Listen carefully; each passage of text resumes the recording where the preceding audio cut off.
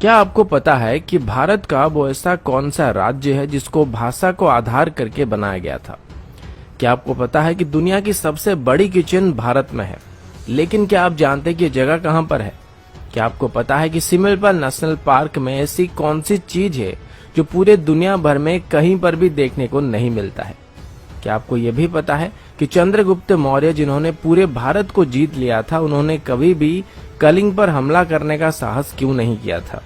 आज की वीडियो में हम ऐसे ही 10 मजेदार फैक्ट के बारे में बात करने वाले हैं, जो कि भारत की एक ऐसी राज्य के बारे में है जिसको मेन स्ट्रीम मीडिया तभी कवर करती है जब वहां पर बाढ़ आ जाती है, साइक्लोन आ जाता है या फिर कोई प्राकृतिक विपदा आ जाता है। लेकिन दूसरे तरफ इस राज्य के इतिहास को अगर आप गौर से देखेंगे तो आपको एक बहुत ही पुरानी और उन्नत सभ्यता देखने को मिलेगा। साथ ही इसकी प्राकृतिक सौंदर्य आपको यहाँ पर बार बार आने के लिए मजबूर भी कर सकता है। जी हाँ, मैं उड़ीसा की बात कर रहा हूँ और आज मैं अपने राज्य से जुड़े हुए 10 मजेदार और जानकारी से भरे हुए फैक्ट आप सभी को बताने जा रहा हूँ। फैक्ट नंबर 1, भारत के इतिहास में उड़ीसा ऐसा पहला राज्य था जिसको भाषा को आधार करके बनाया गया था। उड़ीसा में भाषा की जो आंदोलन शुरू हुआ था वो 1895 से शुरू हो गया था और इसे उत्कल गौरव मधुसूदन दास जी के नेतृत्व में आगे बढ़ाया जा रहा था। और फाइनली भारत को आजादी मिलने से पहले ही, यानी कि 1936 में ही उड़ीसा को भारत का पहला राज्य बना दिया गया जिसको भाषा को आधार करके बनाया गया था। फैक्ट नंबर 2, उड़ीसा के बरगढ़ डिस्ट्रिक्ट में हर साल धनु यात्रा को आयोजित किया जाता है, जिसमें भगवान श्री कृष्ण और कंस मामा की कहानी को नाटक के रूप में दर्शाया जाता है। इस यात्रा को करीब 8 किलोमीटर की रेडियस में आयोजित किया जाता है और इसे दुनिया का सबसे बड़ा ओपन एयर थिएटर कहा जाता है और इस वजह से इसको Guinness book of world record में भी मान्यता दिया गया है। इस फेस्टिवल में कोई भी प्री रिटन स्क्रिप्ट नहीं होता है और इस फेस्टिवल के दौरान कंस वहां पर किसी भी इंसान को दंड दे सकते हैं। और एक बार तो उड़ीसा के पूर्व चीफ मिनिस्टर स्वर्गीय बिजू पटनायक जी को भी कंस राजा को फाइन देना पड़ा था। फैक्ट नंबर 3, उड़ीसा का जो परंपरागत नृत्य है उसको ओडिसी कहा जाता है और ये बात बहुत सारे लोग जानते होंगे। इस नृत्य को सीखने के लिए देश विदेश से लोग यहाँ पर आते हैं, लेकिन ये नृत्य सिर्फ उड़ीसा के लिए गर्व की बात नहीं है, ये पूरे भारतवर्ष की एक पुरानी सभ्यता का प्रतीक है। इस नृत्य कला के बारे में हमारी पुरानी संस्कृत स्क्रिप्चर्स नाट्य शास्त्र में बताया गया है और इसको भारत का सबसे पुरानी नृत्य कला में से एक माना जाता है। इसको मुगल रूल के दौरान या फिर ब्रिटिश रूल के दौरान सप्रेस करने की भी कोशिश की गई थी, लेकिन स्वाधीनता मिलने के बाद इसको हमने दोबारा रिवाइव करने में कामयाबी हासिल कर लिया था।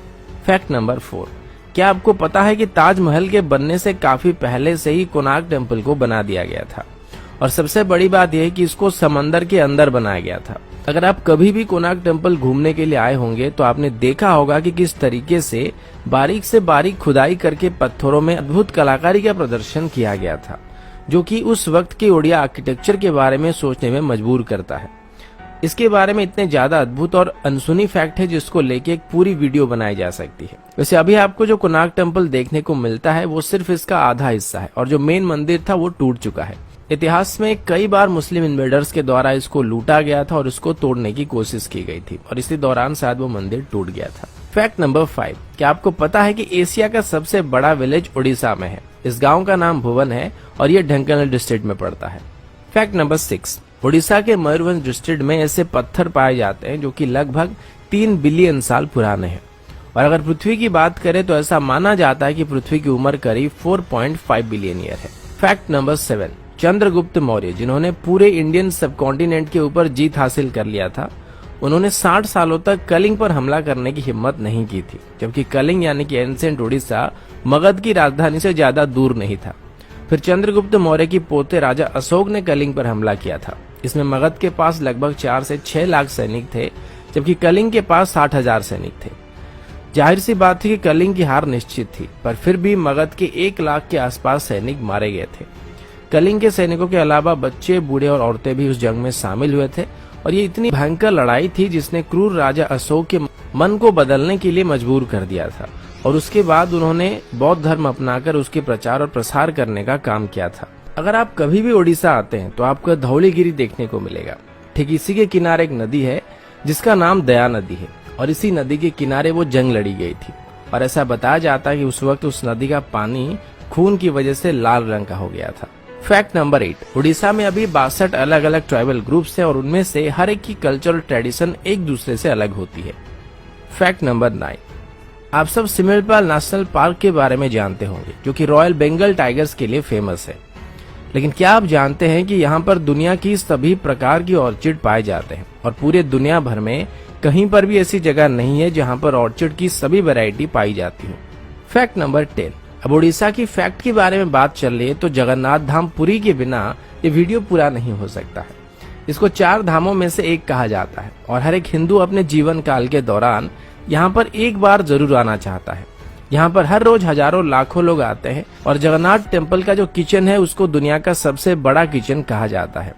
यहाँ पर 200 चूल्हे और करीब 400 कुक यहाँ पर रोज खाना बनाते हैं। यहाँ पर खाना बनाते वक्त 7 मटकों को एक के ऊपर एक करके रखा जाता है और सबसे पहले ऊपर वाले मटके का खाना तैयार होता है और सबसे अंत में नीचे वाले मटके का खाना तैयार होता है, जो कि चूल्हे के ऊपर बैठा होता है।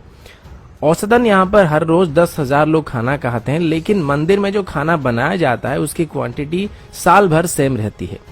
लेकिन मजे की बात तो ये है कि यहाँ पर खाना कभी भी वेस्ट नहीं होता है और उसी खाने को कुछ हजार लोगों को परसा जा सकता है और 20 लाख लोगों को भी परसा जा सकता है। दोस्तों, ये थी उड़ीसा के बारे में कुछ मजेदार फैक्ट को लेके एक छोटी सी वीडियो। आशा करता हूँ वीडियो आप सभी को पसंद आया होगा। अगर आपको